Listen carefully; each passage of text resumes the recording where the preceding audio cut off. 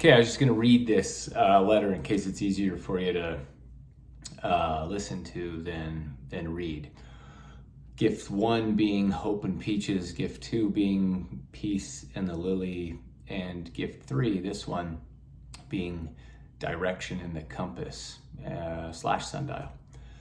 So about compasses and journeys, this gift is a small replica of a nautical compass, meaning it was used during sea voyages. So compasses like this have seen many a sailor safely across the ocean in calm waters, yes, but also through horrific storms. Of course, because it operates on universal principles and laws like gravity and magnetic north, it can also be used in the woods or while scaling a mountain. Just to note, it is my belief that God rarely moves a mountain or obstacle in our life. Rather, he gives us the strength to climb to the top before passing over, because it is at the top where everything becomes clear and promised lands are clearly seen. I like what Benjamin's therapist always tells him, or not therapist, but medication manager, and that is when you deal with something traumatic or something really hard, you don't necessarily ever get over it, but you do get through it. Meaning you got to keep plowing forward to reach the top and see how it's benefited you and how you can benefit others because of it. So give the compass a try. More than anything though, I intended it as a decorative gift. To me, it is a symbol of everything you boys have gone through. A year ago today, all of our lives changed in ways we could never have predicted. Since then, we have been through or been witness to a lot of other really hard things. I don't know what else to liken it to but a storm. Storms are unpredictable. The winds rage, waves rise and fall, and they can be scary, generally speaking. What a crazy, unexpected, difficult journey life can be. I would never wish this last year on any single person. And I am sorry you boys had to go through it at all. So let me say this now.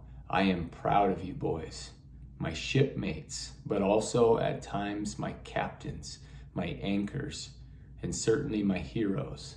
I am in awe of you. I love you. But even the roughest storms can be used to move ships in the right direction, in spite of everything that has happened. I hope and pray you can in some way be better for what you have gone through.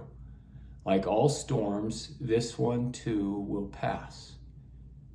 But how we live during a storm will make all the difference. To become better in the face of hardship takes discipline and discernment. It is as much a choice as anything. We can use hard things as an excuse to be hardened ourselves, or they can give us meaning and purpose.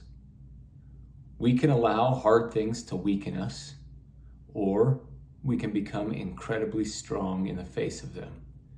We can become jaded and angry by the hard things we have to go through, or we can become more loving, understanding, and kind. Look back over the last year. Look for the silver linings. See just how far you have come, how strong you have gotten, how much you have grown, who you have become. Forget the eye of the storm. You are mighty in my eyes. This much I know. If you are captained by Christ, if you build your relationships well, no storm will prevail against you. And what I mean by that is that if you simply live like Christ did, meaning you be kind, you forgive, you love, then no matter what happens or does not happen in your lives, you will be at peace. A year ago today, I came across this scripture in Psalms 107, starting in verse 23. It has been a great source of strength to me, and I hope it is to you too. It begins, "They that go down to the sea in ships, that do business in great waters, these see the works of the Lord, and his wonders in the deep. For he commandeth, and raiseth the stormy wind, which lifteth up the waves thereof. They mount up to the heaven. They go down again to the depths. Their soul is melted because of trouble. They reel to and fro and stagger like a drunken man and are at their wits' end. Then they cry unto the Lord in their trouble, and he bringeth them out of their distresses. He maketh the storm a calm, so that the waves thereof are still. Then are they glad because they be quiet. So he bringeth them unto their desired haven or destination. Now on sundials. Just as the compass can help us know where we stand and the direction we are going, the sundial can help us see and trust the timing of it all. All you need is the sun, which is always there. Even when it is covered by clouds, it is there, and it gives off enough light to create a shadow by which we tell time. You just have to train your eyes to see it sometimes.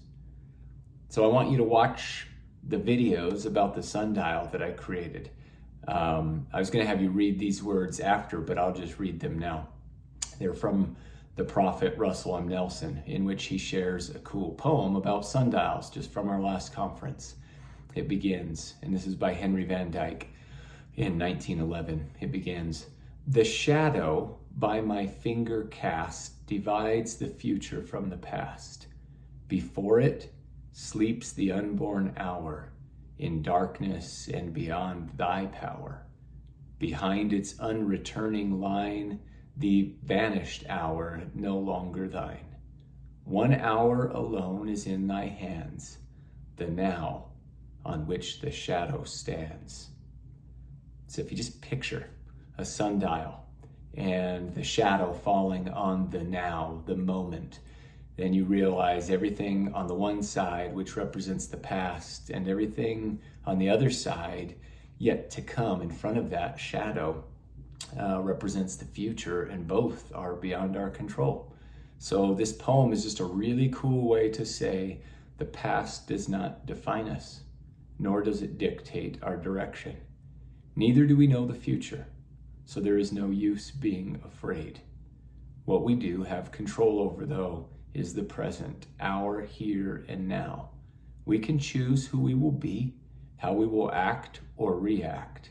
At all times, though, I encourage you and counsel you to strive to be honest and kind and loving, and the day that follows will take care of itself. You boys amaze me. I love you. You're my anchors. Please continue to be anchors for each other. Love me. June 14th, 2022.